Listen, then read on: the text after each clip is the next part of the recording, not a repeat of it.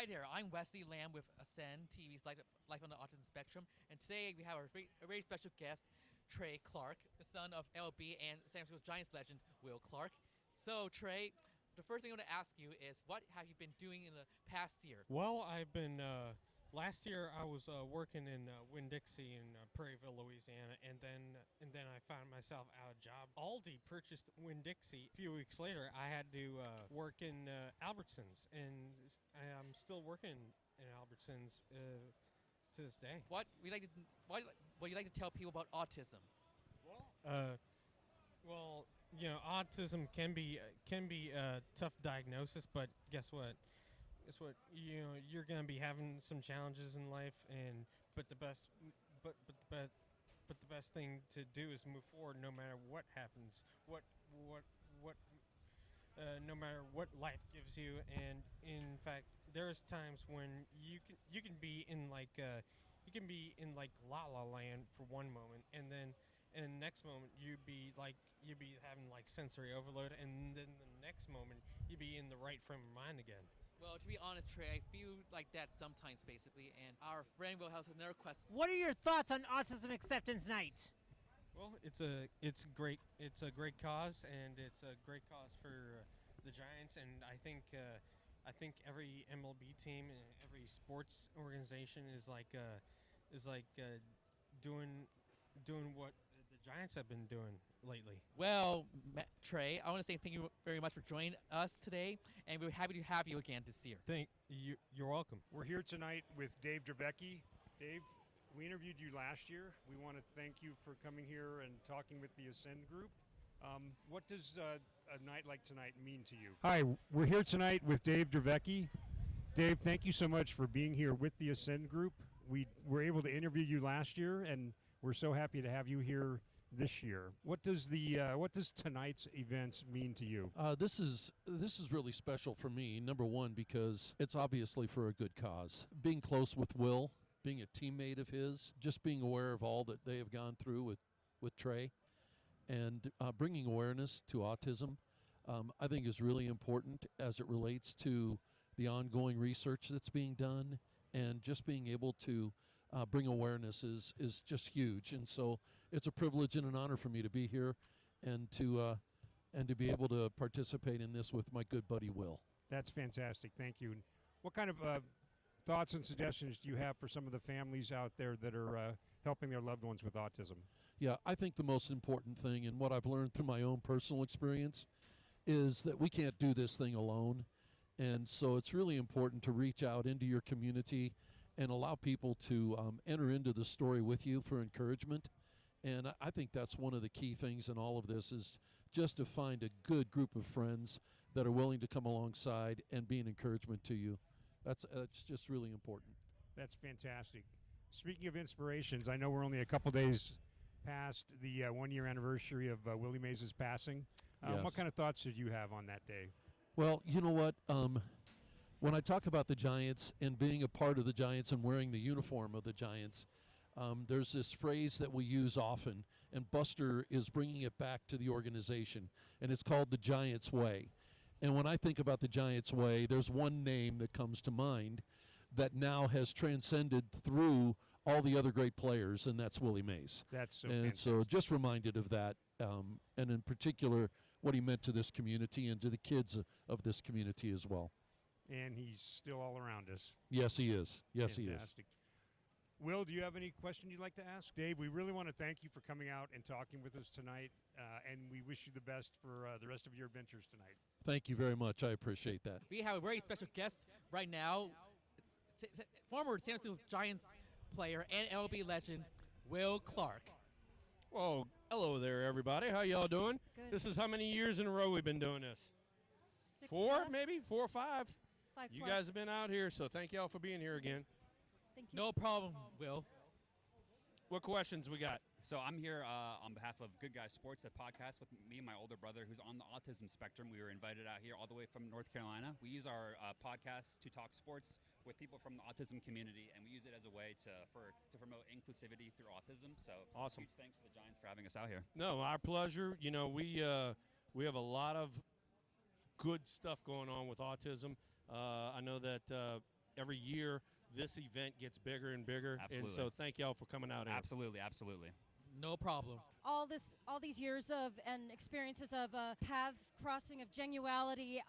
Just so great to be here. Thank you. And what would you say has been the best compliment you've ever heard? Well, the best compliment Yeah. that I heard is one that I'm giving you guys, which is every year I see you guys, and you guys get better and better. And I'm telling you right now, it is my pleasure having you guys out here, and we're going to do this every year. Yep. As Sounds long as good. they're doing it, as long as they're doing the Autism Acceptance Night event. Absolutely. You got it. We are definitely going to be doing this. It ain't going nowhere. Matter of fact, if anything, it's going to get better and better, and thank y'all for being here. Absolutely. It's a wonderful event. There is an amazing event. Giants, and everybody here, have a great night, and go Giants. We're here with Amy G, who's been a good friend of our AASCEND group and a good friend of our autism community now for a number of years, Amy. So let me ask first, in terms of, I know you have a panel coming up, who is going to be on that panel and what are some of the issues that you'll be addressing? Sure. So obviously, Will the Thrill Clark, right? Like the biggest ambassador for autism awareness and autism acceptance. And then Forever Giant Dave Dravecky, who's Will's really good friend and a supporter of this event for many, many years. And I think we're just going to be discussing things that most people aren't sure that how to discuss. And so I can go ahead and say, like, how do you handle this? How do you handle that? What were your feelings through this? What were your feelings through that? So that we can kind of begin the discussion and get rid of the stigma of not talking about autism and start to learn and be educated about it. Now, Amy, you've been involved in this, I know, for a number of years. Have you seen the event change? Have you seen it grow in certain ways? grow. Have you gotten reaction from people? Absolutely. So I think there's just, first of all, there's a gratefulness to the Giants organization for bringing this to a large platform of sports fans. It's a great way to use, their platform, their reach, their influence. So we're all really grateful for that. And then to bring Will Clark into it as well with his name and recognition and how well respected he is, and then to know his son is autistic brings it to a whole nother level. And I think the event's just totally grown and really been a night that I hear throughout the year. I'm looking forward to going to Autism Acceptance Night. We really enjoy this event. We love talking about it, and it's a place where you really feel safe talking about this and included. It's a night about inclusiveness as well. Have you seen it grow over the years? A ton. Because I think tonight is the 17th annual 17th? Autism Acceptance Night, and one change I've seen is it's gone from autism awareness to autism acceptance. And so we're growing in our knowledge of autism and learning more and more about what this is and how it affects not only people who are living with it, but the family members who are living with that as well. And to realize, like, we can normalize this for sure, and that it's something to really celebrate and to educate about. Do you hear from family members? Oh, sure. I think it's an area that you really need to concentrate on. Are family members who are living with somebody who has autism and is autistic, because you want to make sure that they have the resources and the education as well to make it the best possible living situation for everyone. And even as a parent who does not have autistic children, I'm constantly researching, trying to learn how to parent. And so that's just an important kind of foundational thing that we talk about is, like, what can parents do? What can siblings do? Grandparents, supportive friends, to make autism accepted and normalized and celebrated. Well, Amy, I know you have your view. Thanks, Amy. Nice job. Hi. Thank you very much. Let's get a photo. That'd be a great job. Kim, do you want to get in the I'll take a Who would it be that you would want? And I said, well, it wouldn't be one. I would want 9 of them. And his name is Will Clark. I said, I would like to have that dude in every position. Seriously. And I think one of the beautiful things about this game is when you're playing, I don't know that you really appreciate the person until you're on the other side and you realize all the stuff that they have to go through in life. And then you come to understand that we're really no different. We just play different positions. And I think the beauty of what happens after the game are relationships like this. Because I consider this man sitting next to me a dear friend. And I just love what he's a part of, love what he has done for this community and for his own family, more importantly. And bringing awareness to autism has just been a really cool thing. And that's why I'm here, because I just love this dude a bunch. Yep, I think that's why we're all here. Yeah, for sure. So Will, for anybody who doesn't know the backstory and your connection to autism and the autistic community, please let them know. So my exposure to autism was because of our son Trey. He's in the audience. Probably a lot of y'all know him. And he was diagnosed at 2.5. And since then we've been, advocates for autism. I did it while we were in Texas, and then we're also doing it now here in the Bay Area, partnering with, Autism Speaks and over and multiple other groups. And so it's good for me being associated with all of y'all, seeing y'all come out here and kind of go through the same problems that my wife and I had to go through. And if at any time you have to ask a question, please do. One of the things that Amy asks me every year, she asks me about, what about the autistic community and what did you do for trade and stuff like that. And one of the things that we did is applaud every little improvement. And now if you see Trey day to day, he's got a job, he drives around, he does his thing, and he's making a great improvement. So everybody in the autistic community, applaud every little good thing that happens in your life. Can we go back to when Trey's 2.5 years old and his diagnosis, right?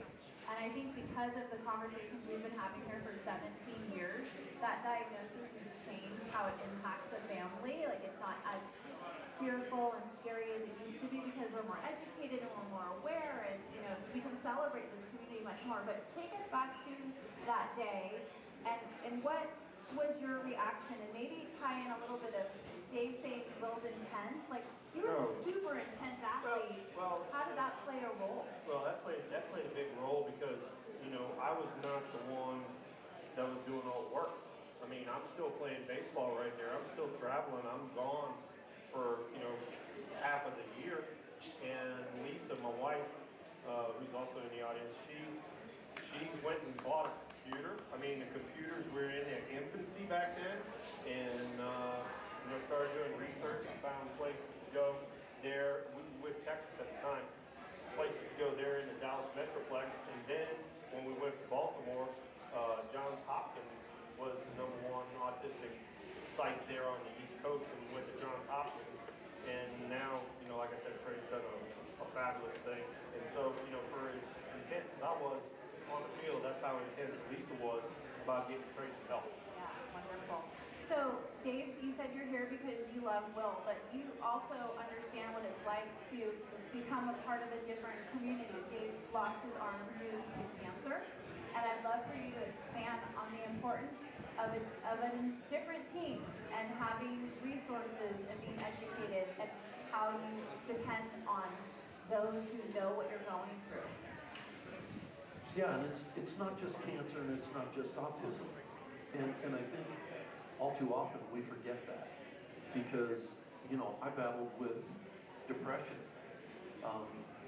My wife went through burnout trying to respond to all the needs around us, but not only that, but thanking everybody that was coming alongside us to encourage us.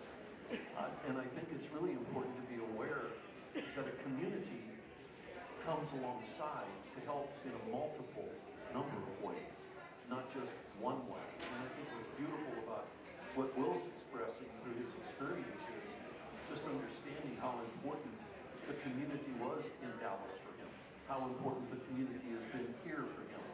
And it goes right back to an age-old phrase that we all use, and sometimes it sounds too trite, but the reality is we need each other.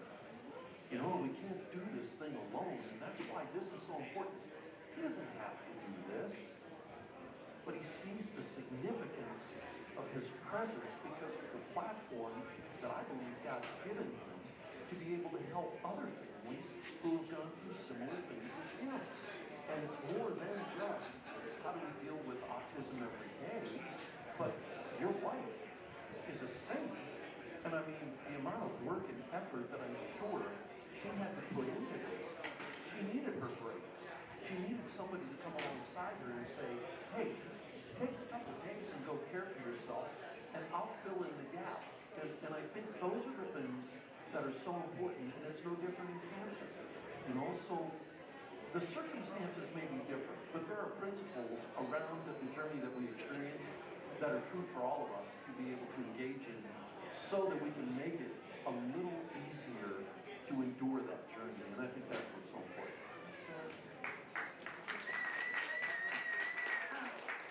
Well, what do you think the stigmas and misconceptions of autism are still today? Which do you think maybe have gone away because we continue to learn and talk about things? Like when Trey got his diagnosis, what were you worried about? And then what have you seen be a misconception in his journey? I think that's a great question. And, you know, when it hits you, there's all of these questions.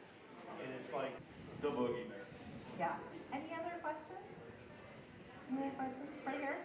Hey, Will, when you went up for your second at-bat in the major leagues and Ryan threw that heater at you, what'd you think when he gave you a little chin music? So I hit a first. So tell the question. Yeah, so what did I do with Nolan Ryan after my home run, my initial at-bat in the major league? So after I touched home plate and then I high-fived everybody and I was sitting there, just this calm came over me. And Chili Davis is sitting to my left, and I looked at Chili and I go, he's gonna drill me next time up. He goes, oh hell yeah. And so Nolan was legitimately in his windup, and I was already going, what are these numbers? And he threw it up and in, and I was like, thank God he missed me.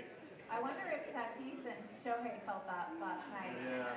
They had a little, I know they're going to drill. They had a little beanball brawl over there. Some suspensions come down today. It's a pretty interesting story to follow. I will wrap this up with Dave Dravecky because I do believe Dave Dravecky is maybe the best public speaker I've ever been around. Ever. And that is just any piece of advice you have for people dealing with adversity in their life or what they perceive to be adversity.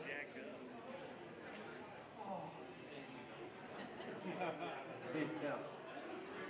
You know, there are two things that have been really, really encouraging to Jan and I. When I was diagnosed, we were in a world of this can't be true, and it was almost like denial. And then when reality sets in, you don't know where to go. You don't know who to turn to. And you want to be able to go to someone. I mean, your doctors are a group of people that obviously are trying to figure out how to care for you and to bring about a healing.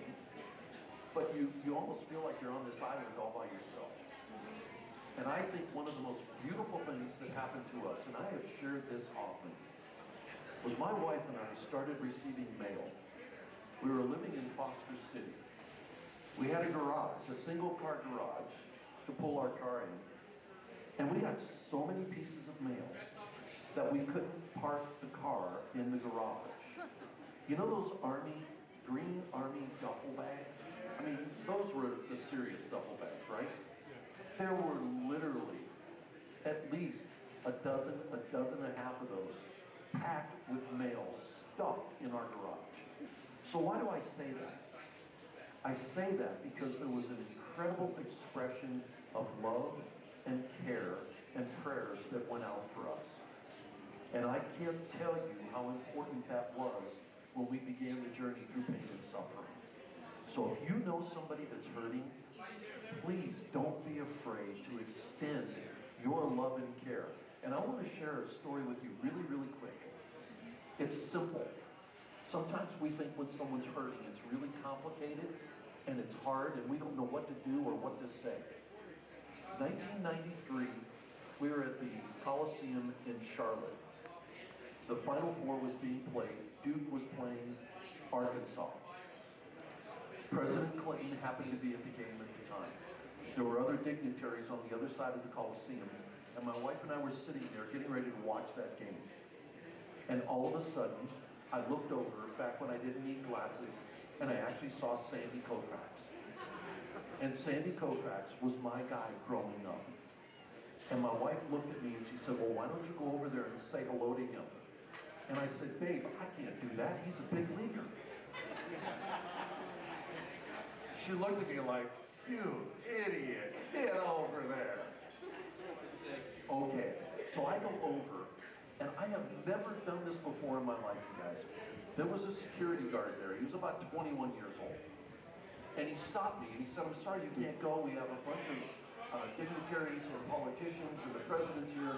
This is high security. I looked at this kid.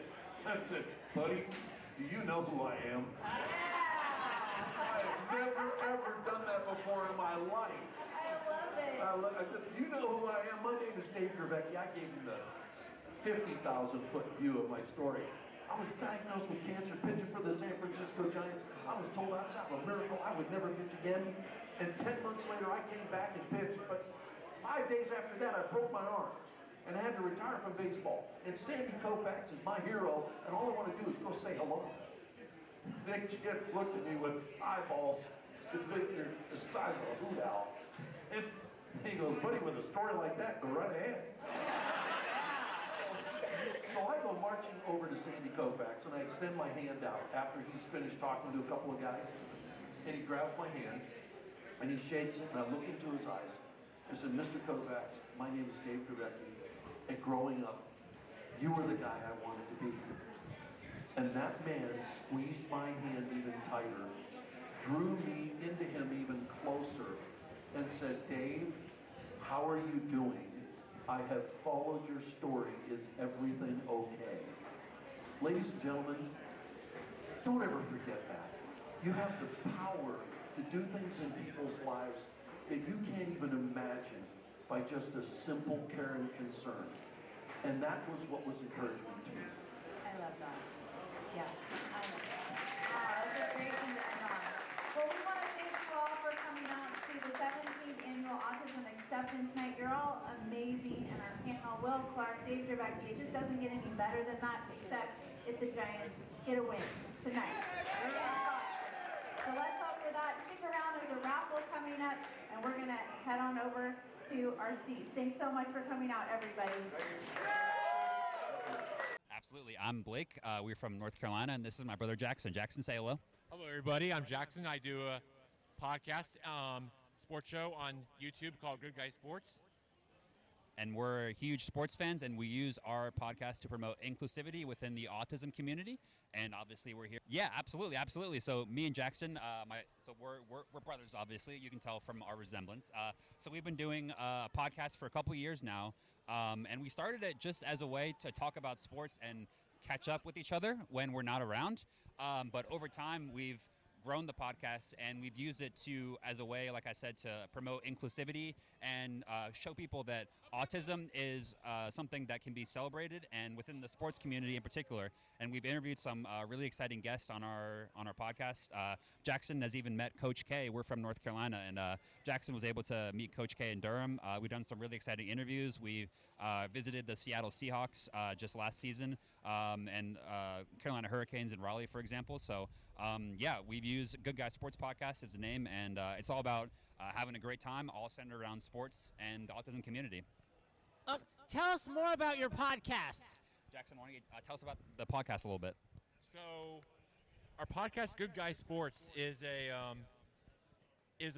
sports show first founded by one of our special educational friends from the school that I went to, University of South Carolina, by a special program that is launched by some multiple people with autism and disabilities to talk mainly about sports and some other stuff that we entertain for our talk show. So we're like sports fans in general, so we basically talk anything sports related, whether it's college or pro, you name it, we cover it all. So we're basically a show that does like topics, and we bring in guests, and we're just a typical talk show that loves to talk anything sports. So really, we're a show on YouTube that does pretty much mainly sports talk, and we're just a sports show that just loves to talk anything sports related. Yep. I got got one more. What is your favorite episode of your TV show? Ooh, that's a good question. I'll go Even first, Justin. podcast. My favorite episodes are when we do it right after a big sporting event. So one of my favorites is the show that we do the day after the NFL draft or the day after the World Series, for example, or anytime that we're talking about World Series, NBA Finals, Stanley Cup, big events like that. And of course, whenever a team like the Giants are involved in a big championship, we're always really happy about that as well. But for me, it's the big sporting events. Jackson, what about you?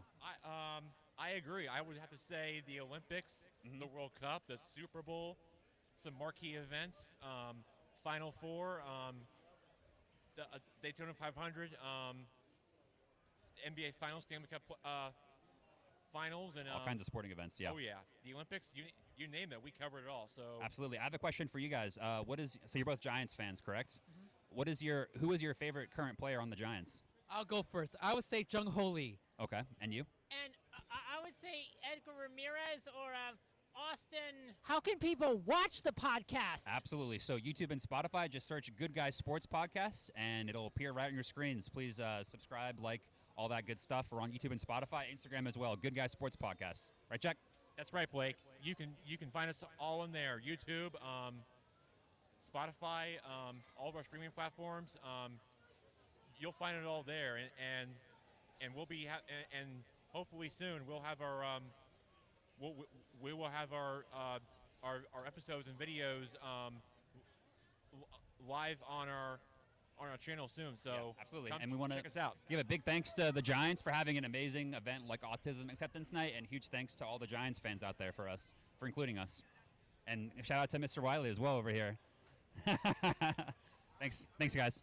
Thank you very much, Blake and Jack. Well, another great night here at Autism Acceptance Night with the Giants. Here I am with Wes and Will. We also have John, Matt, of course, our cultural correspondent, Stacey. And let me just say, this is our 7th year doing this. And we sure look forward, guys, to doing it again next year. Absolutely. Thanks so much. Thank you very much. Thank